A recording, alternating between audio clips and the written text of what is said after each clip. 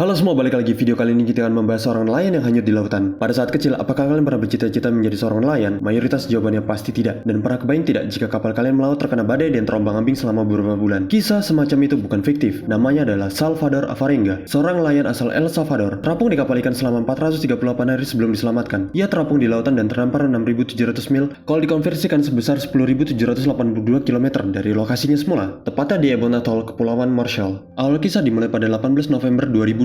Kapal nelayan yang ditumpangi Salvador Alvarenga goyah karena badai. Kapal tersebut yang berukuran 7,6 meter dipenuhi dengan ikan tangkapan mereka selama 2 hari dan perlengkapan berlayar seperti bahan bakar, umpan ikan sarden, jaring, dan radio 2 arah. Sebelum melaut kembali, ia menyiapkan kapalnya dibantu Ray Perez, sahabatnya. Namun Perez urung berangkat. Ia pun memilih bermitra dengan Ezequiel Cordoba.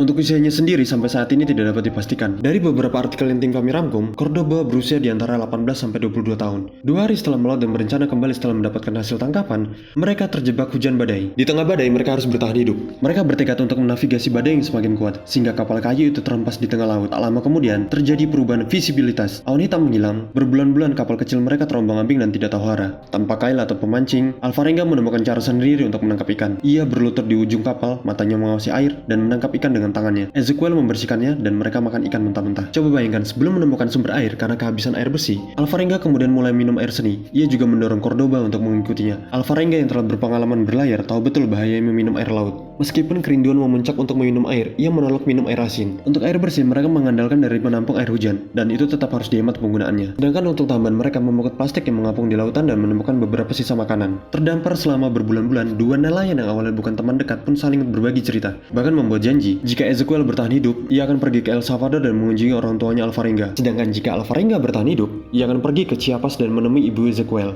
Suatu ketika, Ezequiel meminta air minum, dan Alvarenga mengarahkan botol minum ke mulutnya. Namun, bukan meminumnya, tubuh Ezequiel kejang-kejang. Ia akhirnya tewas di kapal, meninggalkan Alvarenga dengan luka mendalam. Keesokan paginya, Alvarenga mengajak Ezequiel berbicara seakan-akan ia masih hidup. Hal itu terus terjadi selama 6 hari setelah kematian Ezequiel, sebelum akhirnya Alvarenga menenggelamkannya di laut. Sampai pada suatu waktu ketika lautan sedang tenang, Alvarenga melihat langit dipenuhi burung camar. Pulau tropis muncul dari balik kabut, dikelilingi air kehijauan. Tubuhnya sudah kurus kering, tak ada lagi daging yang tersisa di lengan dan pahanya. Alvarenga diselamatkan oleh penduduk lokal. Segera ia mengeluarkan pelampung, ia berenang menuju daratan dan terdampar di hamparan pasir. Salvador Alvarenga menarik perhatian media mancanegara, walau banyak juga yang meragukan kebenarannya. Kembali lagi ke Marshall Island, kondisi kesehatan Salvador memburuk. Kakinya membengkak, livernya terinfeksi parasit karena mengkonsumsi makanan mentah. Dia diagnosis menderita anemia, ditambah kondisi mentalnya yang tidak stabil. Salvador masih dihantui kematian Ezequiel dan mengalami shock dan dihantui ketakutan pada lautan dan air. 438 hari, itulah waktu yang dibutuhkan Salvador Alvarenga untuk bertahan hidup di atas batas kekuatan manusia.